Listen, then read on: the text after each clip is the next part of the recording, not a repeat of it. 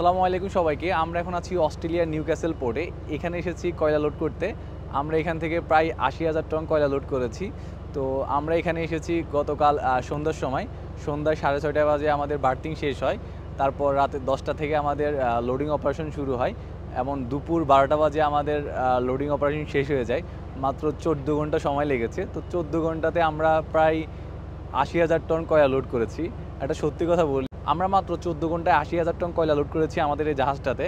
এখন এই লোডিং অপারেশনটা যদি আমাদের বাংলাদেশে হতো তাহলে মিনিমাম ১৫ থেকে আসলে ২০ দিনের মতো লাগতো।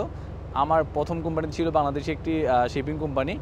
তো ওই জাহাজে যখন আমি ছিলাম, ওই আমার ফার্স্ট ভয়েজে আমার ম্যাক্সিমাম সময় আমি অন্য দেশ থেকে কার্গো লোড করে বাংলাদেশে ডিসচার্জ করতাম। তো কার্গোর পরিমাণ অত বেশি থাকতো না, প্রায় ৪০ থেকে ৫৫,০০০ টন মতো কার্গো থাকতো। এই ৪০ থেকে ৫৫,০০০ টন কার্গো ডিসচার্জ করতে আমাদের সময় লাগতো ১০ থেকে ২০ দিনের মতো। তো আসলে আমাদের বাংলাদেশে এখনও অনেক কিছু শিখার বাকি আছে, আমাদের এখনও উন্নতির অনেক কিছু বাকি আছে। আসলে এই শিপিং ইন্ডাস্ট্রির ক্ষেত্রে, বিশেষ করে আমাদের পোর্টগুলো লোডিং ডিসচার্জিংয়ের ক্ষেত্রে এখনও অনেক পিছানো আছে। তো সর্বোপরি যোগ্য লোক আসলে হয়তো একদিন আমাদের শিপিং ইন্ডাস্ট্রি, আমাদের পোর্টগুলো অনেক উন্নত হবে ইনশাল্লাহ। এই যে এটা হলো অস্ট্রেলিয়ার নিউক্যাসল পোর্ট, অনেক সুন্দর একটা পোর্ট, নিরিবিলি একটা পোর্ট।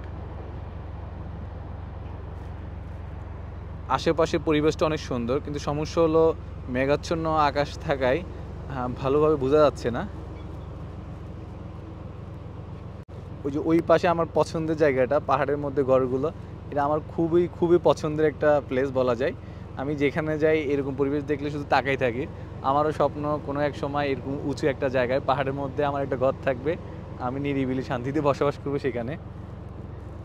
যদিও ১২টার মধ্যে আমাদের লোডিং অপারেশন শেষ হয়ে গেছে, আমাদের জাহাজ এখন আসলে সেল করার জন্য প্রস্তুত। বাট আমরা সেল করব বিকাল ৫টা বাজে, কেননা এখন লো টাইড চলে। এখন আসলে গভীরতা কম থাকার কারণে আমরা এখন এই পোর্ট থেকে বেরোতে পারবো না। এই জন্য ৪টার পরে যখন হাই টাইড শুরু হবে তখন আমরা আসলে সেল করব। মেবি বিকাল 5টা বাজে আমাদের পাইলট অন বোর্ড হবে, তখন আসলে আমরা এই পোর্ট থেকে বের হয়ে যাব।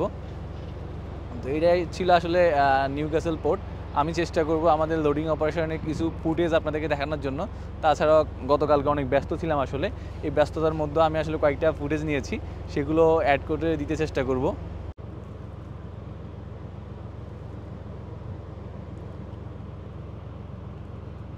এই লাস্ট ৬ মাসে আমি টোটাল ৬ বার অস্ট্রেলিয়াতে এসেছি। ৩ বার গেছি আমরুনে, ২ বার গেছি জেরাল্টনে, আর এবার এসেছি নিউক্যাসলে। তো অস্ট্রেলিয়া আসলে যে জিনিসটা হয়, লোডিং অপারেশন খুবই ফাস্ট হয়, একদিনের বেশি থাকা হয় না। ওই জন্য আসলে এখানে শোর পাওয়া খুব কষ্টকর।